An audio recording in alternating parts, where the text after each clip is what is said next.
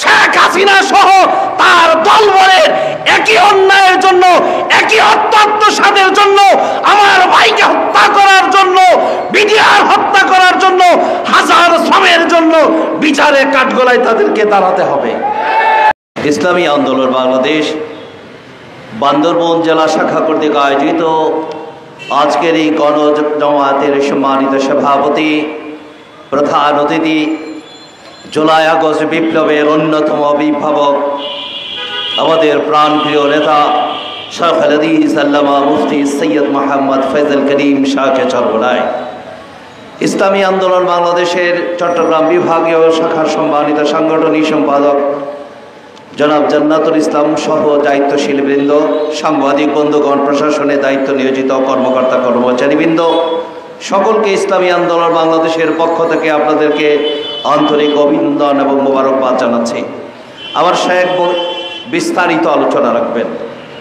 আমি আজকের এই সমাবেশে দাঁড়িয়ে জুলাই আগস্ট বিপ্লবে যারা প্রায় দুই সহস্রাধিক আমার দামাল ছেলেদের রক্তের বিনিময়ে আমরা যে স্বাধীনতা পেয়েছি, তাদের রুহের মাগফিরাত কামনা করছি।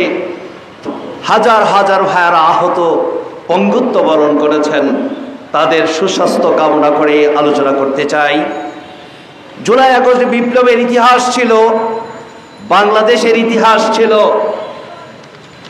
ফ্যাসিস্টরা কখনোই দীর্ঘস্থায়ী হয় না, এবং ফ্যাসিস্ট যেই পর্যায়ে এসেছে বাংলাদেশের ইতিহাসে, বাংলাদেশের এই জাতীয় সম্পদে যারা যেইভাবে অত্যাচার করেছে, সেই কারণে অবস্থান তৈরি হয়েছে। আজকে আমরা কি দেখতে পাই? বাংলাদেশের ইতিহাসে না বিশ্ব পরবর্তী রাষ্ট্রবিজ্ঞানের ইতিহাস আসবে, একটি রাজনৈতিক সংগঠন রাষ্ট্রপ্রধান যখন সব রাষ্ট্র থেকে যখন পলায়ন করেন, তিনি নিজে পলায়ন করেছেন, তার প্রধানমন্ত্রী, তার মন্ত্রী পরিষদ পলায়ন করেছে, তার এমপিরা পলায়ন করেছে, জেলা পরিষদ চেয়ারম্যান খুঁজে পাওয়া যায় না, উপজেলা পরিষদের চেয়ারম্যান খুঁজে পাওয়া যায় না, নির্বাচিত শতকরা 95 জন ইউপির চেয়ারম্যান আজকে খুঁজে পাওয়া যায় না। প্রিয় ভাইয়ের আমার, আজকের অবস্থান হয়েছে বৈষম্য বিরোধী আন্দোলনের পক্ষে আজকে বক্তব্য আসছে, ফ্যাসিস্ট আওয়ামী লীগ ক্ষমতায় কেন আসতে পারবে না? রাজনৈতিক করার ফান্ডামেন্টাল রাইট আওয়ামী লীগের আছে, বিএনপি করে তার অধিকার আছে, আমি ইসলামী আন্দোলন করি আমার ফান্ডামেন্টাল রাইট আছে, জামাত যারা করে তাদের ফান্ডামেন্টাল রাইট আছে। কিন্তু বাস্তব হলো 16 বছর আমার খেটে খাওয়া কৃষক, মালিক, মজদুর, মজলুম জনগণের হাজার হাজার কোটি টাকা আত্মসাৎ করেছে।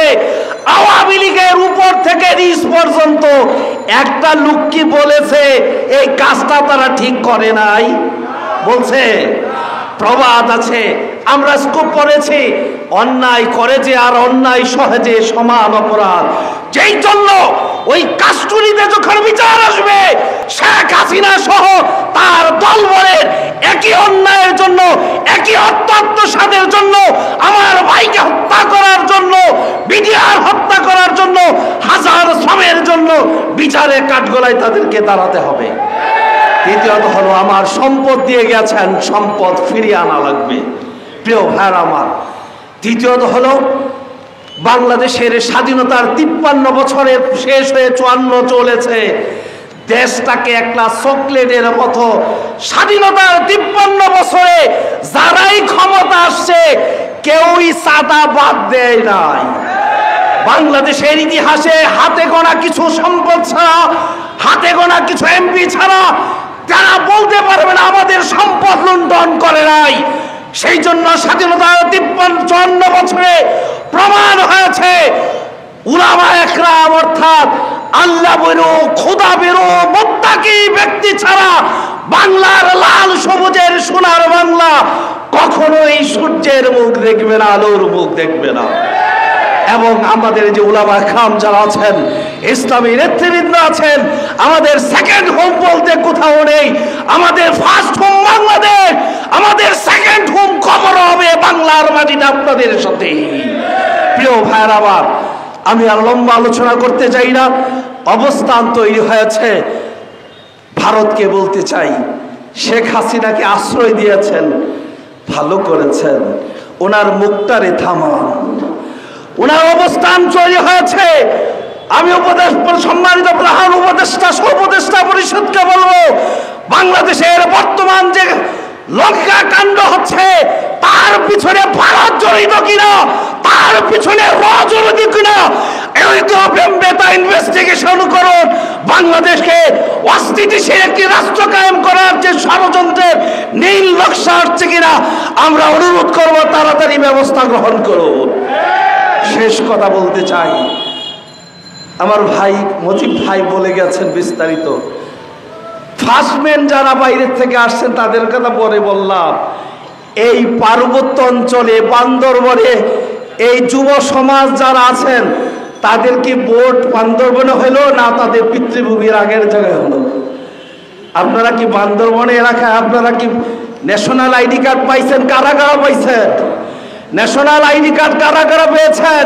কাদের ভোটে এলাকায় হয়েছে, নাগরিকত্ব গ্রহণ করেছে? 55% এই দেশে মুসলমানরা বসবাস করার কারণে চাকরির ক্ষেত্রে তাদের বৈষম্য, তাদের চাকরির কোঠার ক্ষেত্রে তাদের বৈষম্য।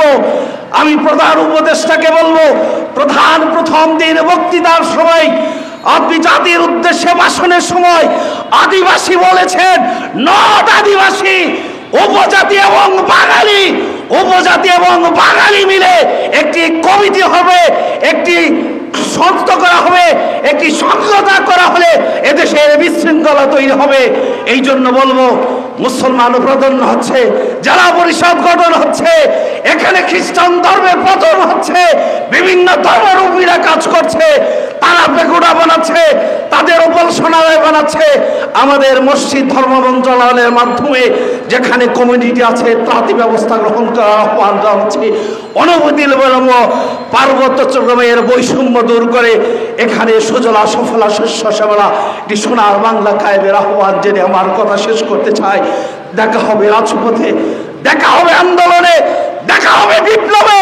পীর সাহেব চরমনায় ঘোষণা করে আন্দোলনের জন্য জান দিয়ে, মাল দিয়ে, রক্ত দিতে কারা প্রস্তুত আছেন?